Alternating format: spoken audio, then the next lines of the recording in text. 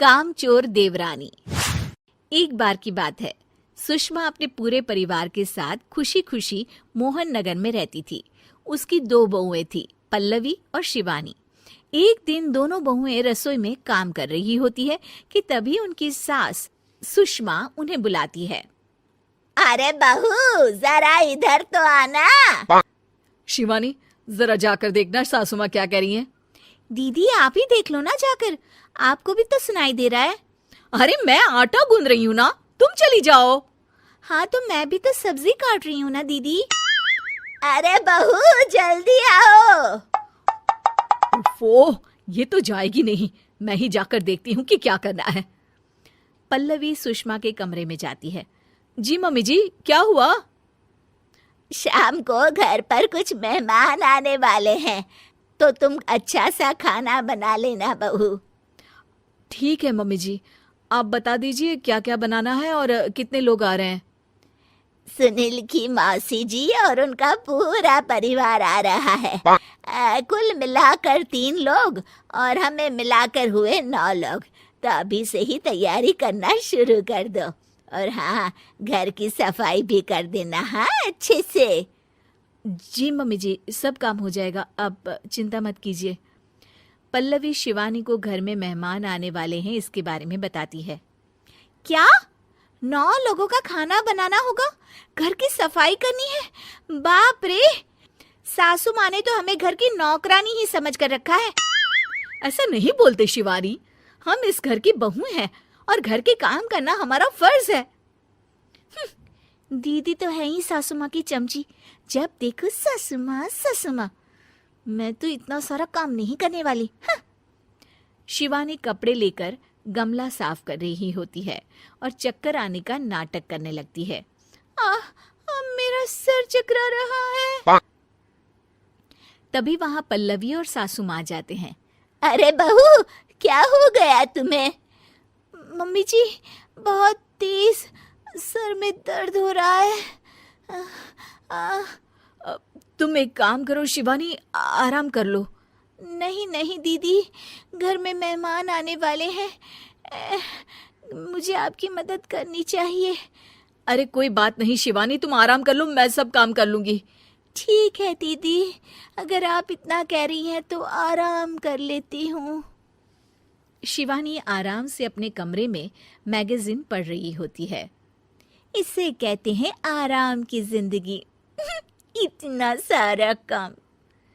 चलो, सारा काम खत्म हो गया, शिवानी को देख आती हूँ। शिवानी अपने कमरे में ईयरफोन में गाने सुनते सुनते सो जाती है और उसके साइड में मैगजीन भी रखी होती है। पल्लवी वहां आ जाती है और वो सब देखती है। ओहो, तो मतलब सब काम चोरी का बहाना था। अभी बताती हूँ इसको। घर का सारा काम मुझे करना पड़ा और ये महारानी यहाँ मैगजीन पढ़ रही है, गाने सुन रही है। पल्लवी रसोई से एक प्लेट और चम्मच लेकर आती है और शिवानी को थाली बजाकर उठाने लगती है। शिवानी अचानक से उठती है। उठ गई महारानी, गाने भी सुन लिए, मैगजीन भी पढ़ ली। तुम तो बहुत बड़ी झूठी निकली शिवानी। तुमने सर दर्द का बहाना बनाया ताकि काम करने से बच सको। हाँ, बनाया बहाना, तो क्या करती, इतने सारे काम करती। मुझे कोई शौक नहीं है चापलूसी का। क्या चापलूसी? तुम्हें लगता है कि मैं सारे काम चापलूसी के लिए कर रही हूँ? और नहीं तो क्या। तभी वहां सासू माँ आ जाती हैं। अरे बहू, वो लोग बस आने ही वाले हैं, तुम तैयारियां कर लो। जी सासू माँ, तुझे तो मैं बाद में देखती हूँ। सब खाना खाने बैठते हैं और खाना शुरू करते हैं। तभी सुनील की मौसी बोलती है। वाह भाई वाह, खाना तो बहुत ही अच्छा बना है सुषमा जी, एक एक चीज में क्या स्वाद है। ये सुनकर शिवानी मुंह बना लेती है। उसे अपनी जेठानी की इतनी तारीफ रास नहीं आती। आपकी बहुएं तो बहुत ही अच्छा खाना बनाती हैं। हाँ, बनाती तो दोनों ही अच्छा है, पर आज ना ये सारा खाना बड़ी बहू ने बनाया है। छोटी बहू की तबीयत ठीक नहीं थी, सो इसलिए। मानना पड़ेगा सुषमा जी, आपकी बड़ी बहू तो बहुत ही गुणवान है। पल्लवी की तारीफ सुनकर शिवानी को जलन होती है। पल्लवी ये सुनकर खुश हो जाती है और शिवानी की तरफ देखकर उसे चिढ़ाती है। कुछ देर बाद मेहमानों के जाने का वक्त हो जाता है। मौसी जी सबके लिए उपहार लाई होती है। वो सबको शगुन के पैसे देती हैं और अंत में पल्लवी के पास आती है। तुम्हारे लिए शगुन का लिफाफा तो है ही, पर बहू तुम्हें एक और उपहार भी मिलेगा इतना अच्छा खाना बनाने के लिए। मौसी अपने सोने के कंगन निकालकर पल्लवी को पहना देती है। ये लो, ये मेरे मनपसंद कंगन है, अब से ये तुम्हारे हुए।